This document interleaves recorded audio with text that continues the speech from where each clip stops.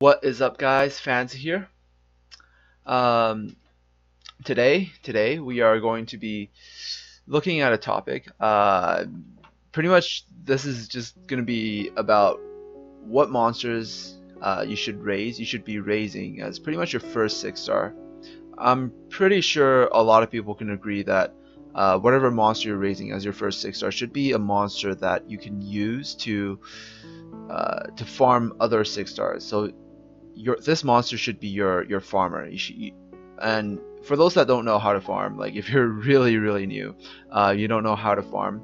The way to maximize EXP is to farm on hell mode, and you have one monster that you're using, that's like maxed out. You have them ruined up and stuff, and use that one monster to take your other monsters to to different various maps on hell mode, and you just go through the map and you level for them. So you're pretty much just you're raising fodder, you're farming EXP with your farmer, and you're getting EXP for those fodders.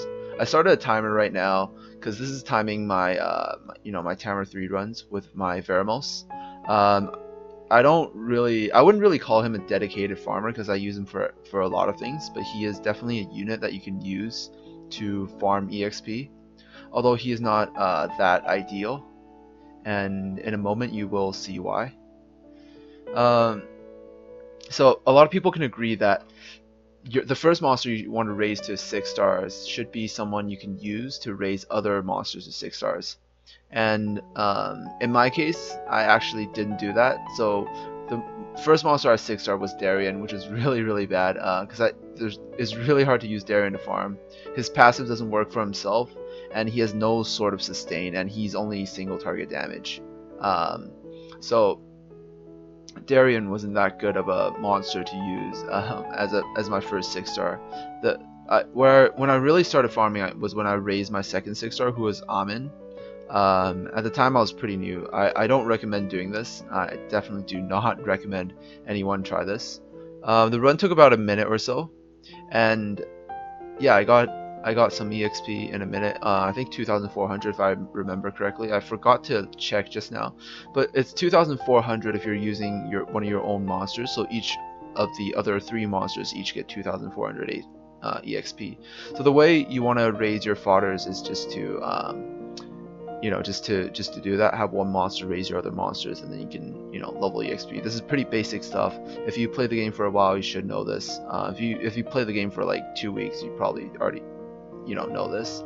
But what a lot of people don't know is like yeah, the type of monsters you can raise as your farmer, and what is good and what isn't. So a lot of people I see that ask me to do reviews on my stream, they would come in with monsters that are like, for example, I see a lot of people use Hua, have Hua or something as their first 6 star. This is a really, in my opinion, it's a pretty bad idea. Hua isn't that effective in farming. The reason for that is, well, because she's only single target. She only has single target skills. She has no sort of AoE. She has no sort of self-sustain for herself. So I'm gonna run this run with my friend Hua. I think I'll run it with Vino. I think Vino's Hua is a bit stronger than Gamble's. So I'm just run this again, and I'm gonna time his Hua. I'm not gonna use the leader skill because Hua doesn't have leader skill, and most of the time your fodders won't have leader skills. And we're just gonna have Hua go through. Obviously his Hua is pretty strong. It's like 6-star rune and all that. But the fastest he can farm is with if he procs violent, he can kill multiple targets. But if he doesn't proc violent, you have to wait another turn.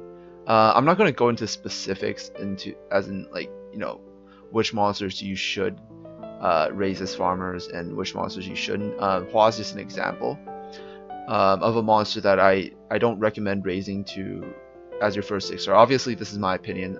It can be different for everyone else. This Hua is still a faster farmer than my Veramos. I think. Okay, she wasn't able to kill the lizard in one turn. I mean the salamander in one turn. So she's gonna have to go another turn.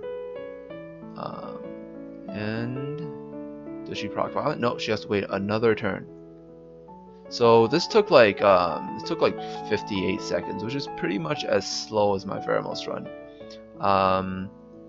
And to add to that, she is not that reliable. So if you don't have her with really strong runes, like my friend's Hua has really strong runes. He has like all 6-star runes on his Hua, and that's why his Hua was able to one-shot every single one of those Sandmans. But if you're running only like 4-star runes early on, Hua's your first 6-star, then the chances are you're not going to be able to one-shot the Sandmans, and RNG could go really badly. Like they can keep sleeping you, and then you'll just you know, never get a turn, keep taking damage. Eventually you will die. Yeah, so in order to avoid that, you want to have a monster that either has some sort of self-sustain. Well, the monster should be able to farm fast. Speed is really important. I'll go into that a little bit later. But in terms of just farming, being able to solo your monster, it'll really benefit your monster if your monster is able to either kill on hit, like Rogue. A lot of people will know this monster, know that he's really effective for farming because of this skill. He gains an extra turn every time he kills an enemy. Or monsters that have you know, just a lot of AoEs, for example, you know, Zyros, or even just has one AoE like Sigmaris, makes a pretty good farmer as well. So what you want to look for in your first farmer should be someone with, if you want to, you know, be able to farm effectively, should be someone that can do AoEs or do you know, just like have some sort of, you know, reset on kill. I say you know so much, I'm like, you guys don't know. Well, some of you know, others don't. I don't know. I'm a little bit fucked up, but it's alright. We're gonna time this Zyros run. You know, 1 AoE. Okay, he didn't use his AoE because Zyros AI is pretty dumb, but you know, it's like this. Okay, now he uses AoE. And then we go into the next part, and he still doesn't use his AoE, but he is when he does, he pretty much just clears the whole entire wave.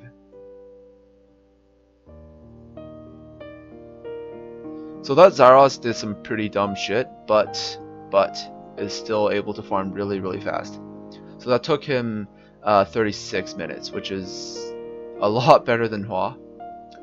So it's quite important to have monsters that have some sort of AoE as your farmer. I'm probably just gonna refresh, you know, just to, well, for the sake of this video, and for I can always use that energy for something else later on. Another honorable mention is Rogue. He is fully farmable, and we're just gonna start the run with him.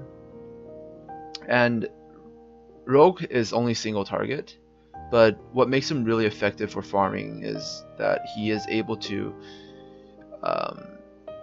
yeah, he's able to reset every time he kills something. So he's going turn after turn after turn. And my Draco's only going faster because he has more speed. But this Rogue's just, you know, if he crits, he kills them in 1 hit. If he doesn't, then he can still survive 1 turn because the Sandmans don't do that much damage, and then kill them the next turn. I forgot to time this, but it should be fine. It should be around the time that Zyros does this.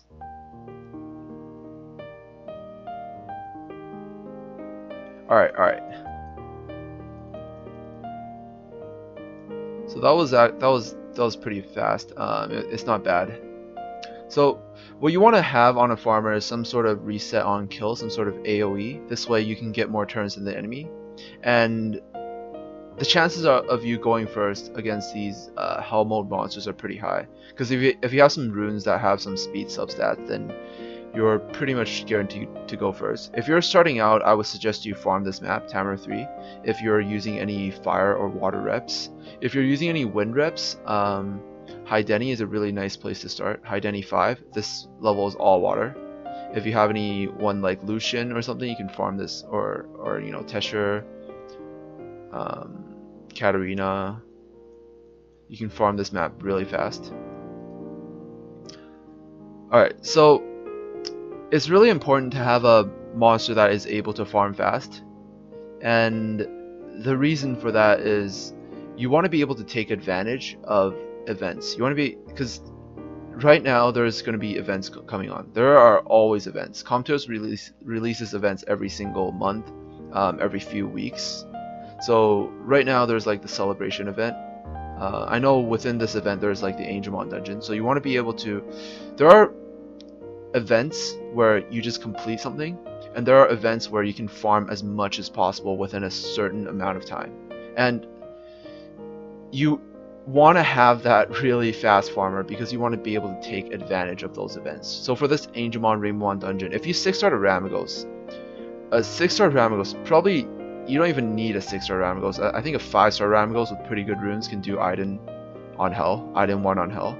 And Iden's going to give much more EXP. Well, not much more, maybe a little bit more each monster. I think like 200, 100 more each monster if you farm on Hell mode, Iden 1 with Ramagos. Or any sort of tanky wind monster. Don't think I have any super tanky wind monsters. I mean, like, Ritesh is actually, he does really high damage because his attack scales with his HP. So, yeah, he's a pretty good monster. If you have Ritesh, you can always just 6-star him. You can use him to farm high Denny starting out, and when he gets really strong, you can put him into Iden, and you can farm this map. But that's kind of besides the point. You want to be able to have a monster that is able to farm fast to take advantage of those event times. So when the Angemon dungeon comes out, if you have a rogue at 6 stars, he's going to do a lot. He's going to be able to kill something, reset on kill something again, really fast. You can take advantage of the event time. And if you have a Ramagos, you really can't do that. Ramagos isn't going to help you that much in terms of clear time, and you will miss out on a lot of resources that you can get during the event. Also, Comtuous also releases those events that have double EXP hour. You want to be able to take advantage of that. Or they have events that give you EXP boosters. They also give you a 12-hour EXP booster. I still have mine that I haven't used yet. I'm planning to use it tomorrow. Yeah, just these things, you want to be able to take advantage of every single one of these things. And when you do, you're going to be progressing a lot faster than everyone else. So it's just the it's just the difference between the people who 6-starred a tanky monster versus someone who 6-starred a monster that is an attack monster, but he might not be able to farm as far as the person who 6-starred the tanky monster, but he can farm much faster, which allows him to take advantage of event times. And that's pretty much what's important. So a recommendation for some monsters is just anyone with AoE, anyone that has any sort of reset on kill, anyone with a reset on kill that is AoE. I think there are only 2 monsters, Tesher and I don't remember the water polar queen's name. I just call her Elsa. Everyone calls her Elsa. People call her Elsa so much that I don't even know her real name. Like, I look at her name on the monster thing and I see Elsa. It's like I have the dyslexia and I only see Elsa, so I read Elsa. Yeah, pretty much only those 2 monsters have a AoE that resets on kill. Yeah, so a really good monster actually to make as your first 6-star if you're just starting out on the game is the new Magic Knight. Comtus gave that monster to everyone, so anyone starting the game that cleared like the 3rd map or something gets the Magic Knight. Lapis, the Water Magic Knight. She has 2 AoEs and 1 multi-hit skill, so she has a lot of like multi-target skills that can hit everyone. She also has something that can kind of count as a reset on kill, because she gains attack bar on her 3rd skill. I'm gonna actually go into the monster right now so you guys can see her better. She is a very nice monster to make as your first 6-star. I actually have mine. Well, actually I only have mine like 4-star max level, but I do have her runed up. I did a little bit of testing with her, and she does pretty well. She has she's the Magic Knights are the only monsters that have an AoE first skill, so this is really unique. This is a multi-hit second skill. The Disrupt Recovery probably isn't going to be that useful for farming, but this skill is why she's so strong for farming. She has a self-sustain, so she can drain their HP after using this move, and for every monster killed, she gains 30% attack bar. So if she does this AoE, kills everything, and there are like 4 monsters, she will instantly gain another turn. So it's just like, or even if it AoEs, it kills a few, it probably wouldn't really help to gain a turn after you kill everything in a map. But say for example you killed 3 of them, you have some speed on her, you pretty much instantly gain another turn, and you can finish off the 4th one with your autos or something like that. So she's a really nice monster to make as your first 6-star. Although there are a lot of other better choices if you happen to pull those monsters. For example, Lucian. Everyone knows he is really strong late game, and he makes a really nice first 6-star farmer. And you can eventually use him in Giant Speed 10 in the future if you plan to run a speed Giant Speed 10 team. So there are a lot of better monsters than Lapis, but Lapis is really nice to, it's a really nice gift from Con to us. Saves a lot of new players a lot of time. They don't have to go into Feynman and try to farm Rogue. They can just 6-star Lapis, and she does the job, no problem. And she is, I guess she has some use late game. There aren't that many people that use her yet because she is still quite new, but I think that she has some utility late game with Despair Runes because of how many multi-hit skills that she has. So yeah, I'm not gonna turn this into a Lapis monster review again, but yeah, she's just a really nice monster. I recommend her to a lot of newer players, and this video kind of is for newer players as well. So yeah. So that is pretty much it. If you do have any questions, don't be afraid to ask. I'm always happy to answer any questions you have, especially if you're new. Hey guys, I also want to make an announcement during this video. I didn't really want to make a separate video just to make this announcement. I want to have well, this is actually not really the official announcement, but I probably should make a video so people can know when my schedule is. I kind of spoiled it. I wanted to make a set schedule for my YouTube, like I do for my stream. I think this will really help me a lot, and this will be better for you guys, because I'm the type of person who just who just does things whenever he wants. Like I do things on a whim, and but as someone, I don't know if for those that have been with me for a while, as you guys know, that I'm trying to make this my kind of my career. I plan to be like a YouTuber. I know a lot of like people who have made it on YouTube tell people don't do that. It's really bad.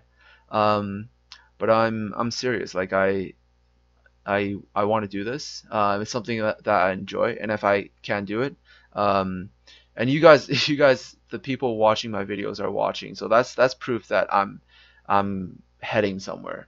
Yeah, and I want to be able to just make content based on a schedule, because I've been looking through my YouTube channel, and I've just been thinking like I owe it to these people. The people subscribe to me to make content, because you guys are, you guys hit that subscribe button. You guys hit that subscribe button and is supporting me and stuff. And I really do. I feel like I owe it to you guys to actually make these content. And yeah, a lot of people, the YouTubers who said that that made it, say that if you don't enjoy this, don't do it. I don't want you guys to get me wrong. I do really enjoy doing this. It's just that sometimes this takes effort and I get lazy. This actually takes effort. Like recording this, talking about random shit, it takes some sort of effort. And everyone gets lazy. I get lazy, you know. Maybe some of you guys get lazy too. And yeah, that this um and I don't want that. I don't want to not make stuff because I feel lazy. So I'm doing this to kind of force myself. That kind of sounds bad, but yeah, I'm literally doing this to force myself to make stuff. And um, I know I do have some, like, there's a lot of ideas or random videos ideas that I want to make, um, and I really should be getting around to doing that. So there's no time yet, but this is more of an announcement, a heads up actually, that I'm going to have a set schedule by August. By the start of August, I'm going to have a set schedule for YouTube. Um, what I'm currently planning right now is to release a video every Monday, Tuesday, and Friday. I think that's like 3 videos a week, way more than what I'm doing now. And I'm still going to be following my stream schedule as well. So I'm going to be streaming. I'm going to be also making YouTube video, like actual YouTube videos. I'll still always put whatever stream highlights, you know, funny random shit, me with my horrible singing, summoning Pikachu onto YouTube. But at the same time, I will be making one video on these days, Monday, Wednesday, and Friday, an actual video that is based on something in the game, like that has a topic or something. So yeah, um, I know this is a lot less organized than a lot of the other YouTubers. Not just like, you know, YouTubers who are like legit YouTubers, but other YouTubers who are doing Summoners War. You know, they have series and all that. Um, yeah, I'm not that. I don't feel like I'm that organized, and um, there are benefits to not being super organized and benefits to being organized. Um, you know, if I'm organized, it means that you guys you will know when to expect something. If I'm not that organized, then I can always come up with new and fresh things, you know. So uh, yeah, I'm just trying to be a little bit more organized, trying to find a balance, find a balance between my streaming and my YouTubing, finding a balance between um, organization and and whatever chaotic thing this was before. So yeah, I babbled for a long time. So new schedule. The plan starting August, I'm gonna have a video every Monday, Wednesday, and Friday, and I think I should have Monday, Wednesday, Friday following like Pacific like Standard Time. I like to follow that time for anything international because a lot of the international things follow that time. It's the server time for the global server as well. So, you know, if the global server follows that time, then it's a pretty nice idea to follow that time because everyone knows when the global server time is. So, Monday, Wednesday, Friday. I don't think I have a set like time of the day, but it's gonna be like that day in the U.S. You know, Pacific time, Monday, Wednesday, and Friday. And yeah, that's pretty much it. I just wanted to announce that, and yeah, and just say some things to the people um, who care. Thank you guys so much. Thank you guys so much. Thank you guys, the people who have stuck around with me, who have and welcome to the people who have just joined. Thank you too. If you stuck around this long throughout the video, uh, and yeah, I'll be back. I'll see you next video with with new stuff, fresh, new, random, whatever things that are that I have planned. Uh, actually, I don't follow plans. I'm not the type of person to follow plans. But yeah, I'll see you guys next time in the next video. And take care. Happy summoning. Peace out.